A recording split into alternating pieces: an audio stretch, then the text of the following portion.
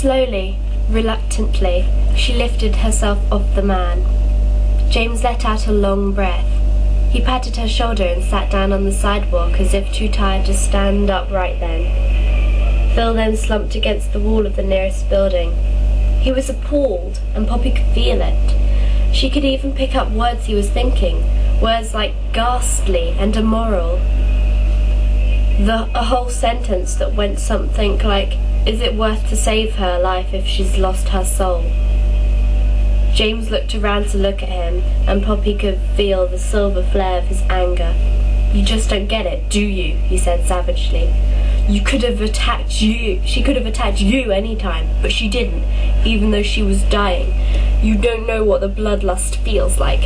It's not like being thirsty, it's like suffocating. Your cells start to die from oxygen starvation, because your own blood can't carry oxygen to them.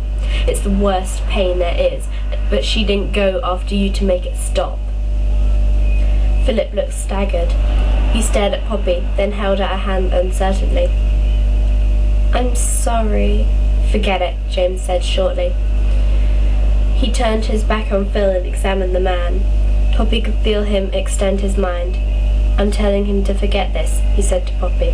"All he needs is some rest, and he might as well do that right here.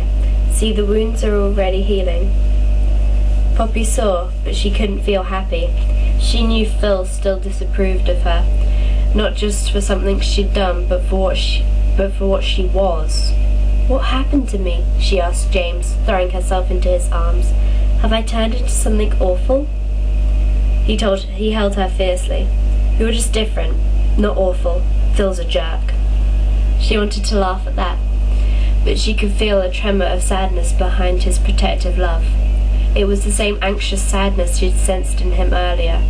James didn't like being a predator, and now he'd made Poppy one too. Their plan had succeeded brilliantly, and Poppy would never be the old Poppy North again. And although she could hear his thoughts, it wasn't exactly like the total immersion when they'd exchanged blood. They might not ever have that togetherness again. "There wasn't any other choice," Poppy said stoutly, and she said it aloud. "We did what we had to do. Now we have to make the best of it." "You're a brave girl. Did I ever tell you that?" "No, and if you did, I don't mind hearing it again." But they drove to James's apartment building in silence, with Phil's depression weighing heavily in the back seat. "Look, you can take the car back to your house," James said as he unloaded the equipment and Poppy's clothes from his carport. "I don't want to bring Poppy anywhere near there, and I don't want to leave her alone." Phil glanced up at the dark two-story building as if something had just struck him. Then he cleared his throat. Poppy knew why. James's apartment was a notorious place, and she'd never been allowed to visit it at night. Apparently, Phil still had some brotherly concern for his vampire sister. Can you just take her to your parents' house?" "How many times do I have to explain? No, I can't take her to my parents because my parents don't know she's a vampire. Right at the moment, she's an illegal vampire, a renegade, which means that she's got to be kept a secret until I can straighten things out. Somehow."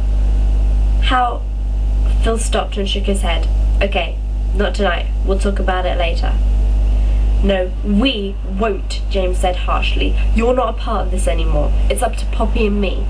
All you need to do is go back and live your normal life and keep your mouth shut." Phil started to say something else, but then caught himself. He took the keys from James. Then he looked at Poppy. "I'm glad you're alive. I love you," he said. Poppy knew that he wanted to hug her, but something kept both of them back. There was an emptiness in Poppy's chest. "Bye, Phil," she said, and she got in the car and left.